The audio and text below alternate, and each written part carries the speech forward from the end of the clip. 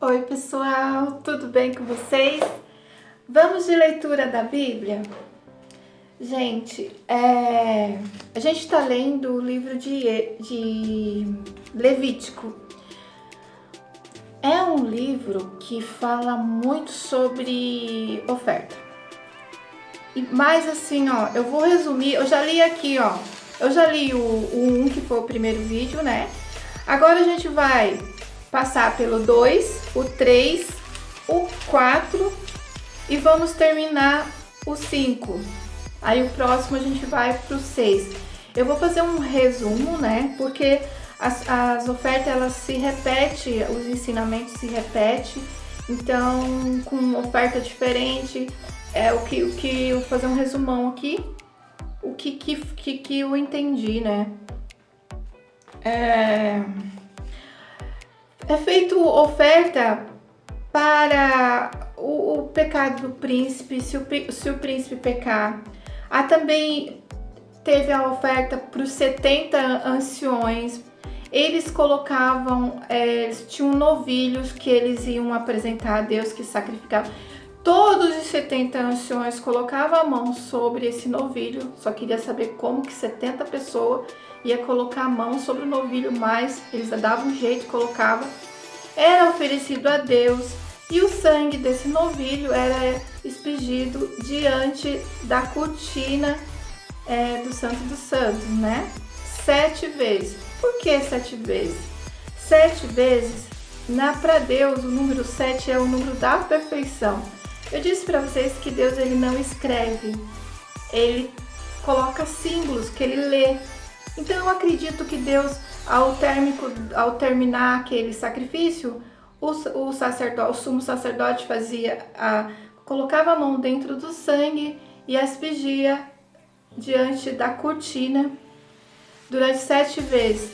Talvez Deus ia perguntar assim, ele estava assinando que estava perfeito, mas Deus olhava assim, julgava para ver se estava perfeito mesmo. Perfeito? Talvez Deus falasse, não sei, mas isso não está perfeito. Ou perfeito. E também temos aí a oferta pelo pecado do voto do Nazireu. O voto do Nazireu é um voto que foi feito, né, por Sansão. Sansão tinha o voto de Nazireu perpetuamente para o resto da vida, e Samuel também teve Sansão feito por Ana, porque esse voto também podia ser feito pelos pais, feito por Ana.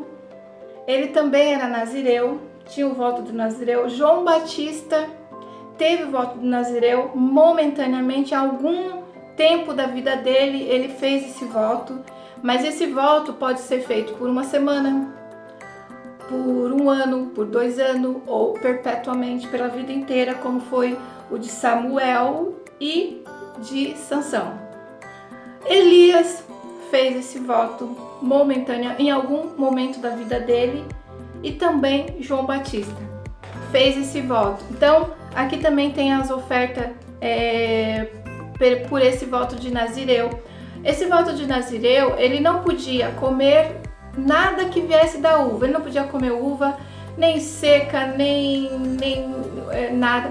Ele não podia comer vinagre, mesmo que fosse na comida, não podia. Ele não podia tocar cadáver, tocar qualquer tipo de cadáver, de animal, de pessoa. Se um parente dele morresse, ele não podia tocar nesse cadáver. E se por acaso ele tocasse ou quebrasse alguma dessas regras, que não podia, o Nazireu não podia cortar cabelo, então ele teria que oferecer uma oferta em prol desse pecado. E esse voto de Nazireu era um voto tão importante. Quando ele fazia esse voto, era como se ele assinasse um papel, alguma coisa, ele teria que cumprir. Então, se caso quebrasse, teria que oferecer sim oferta. E também não só oferecer a oferta, como aquele período que ele fez Se ele fez, eu vou fazer um voto de Nazireu por 2 anos, e ele quebrou, faltando uma semana para 2 anos, ele oferecia sacrifício, mas ele teria que começar do zero de novo. Então era assim esse voto de Nazireu. Que propósito? Era um propósito que aproximava as pessoas mais de Deus. Elas se consagrava a Deus, né? Elas era um voto mais próximo de Deus, era separado. Outra também que a gente vê na Bíblia falando sobre esse voto de Nazireu, que ele não fez, mas Deus considerou para ele Nazireu, foi José do Egito. Que José do Egito, ele foi separado dos irmãos. Então Deus também considerou como se fosse um voto de Nazireu, que ele cita na Bíblia, né?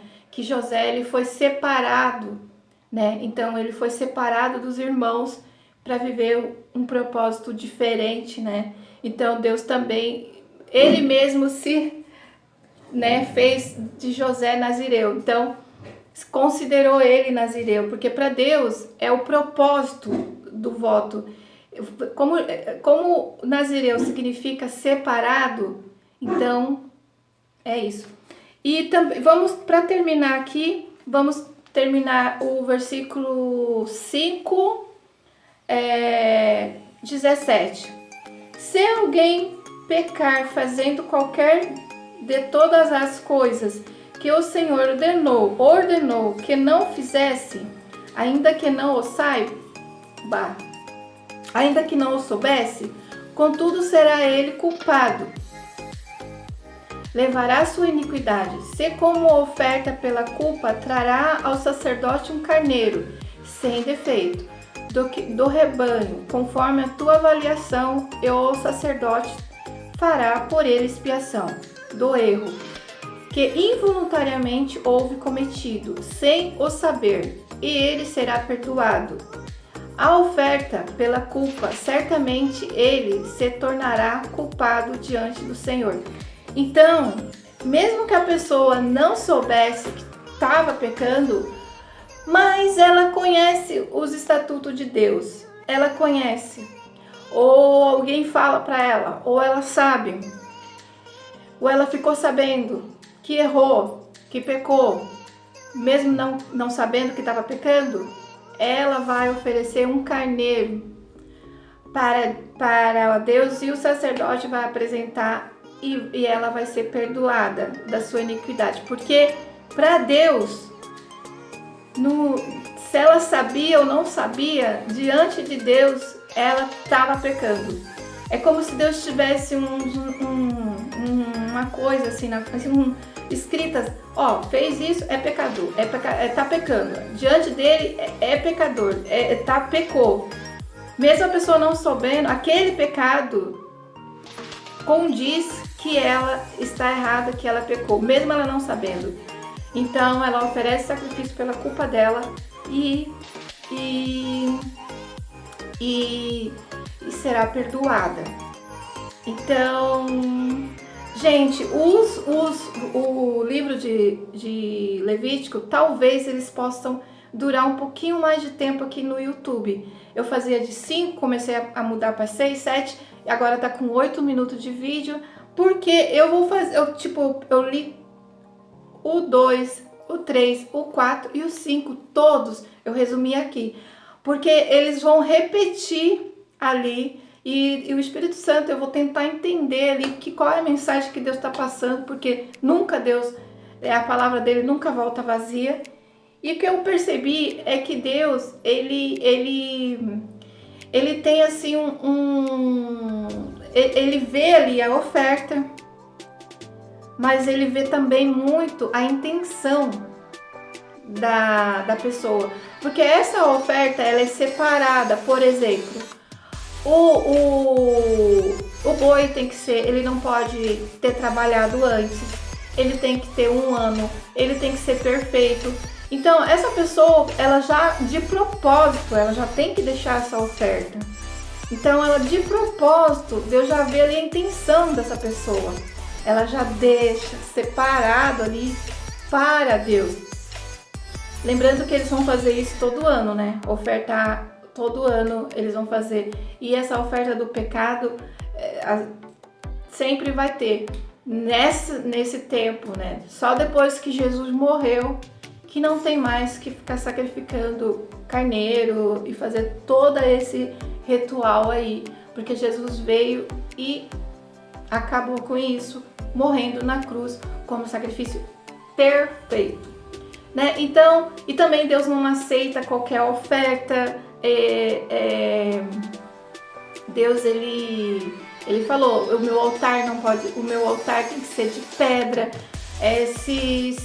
Né? Ou se a pessoa vai oferecer e não tem um sacerdote ou não tem alguém perto, mas então ele vai lá e vai fazer um altar de pedra, vai oferecer a Deus.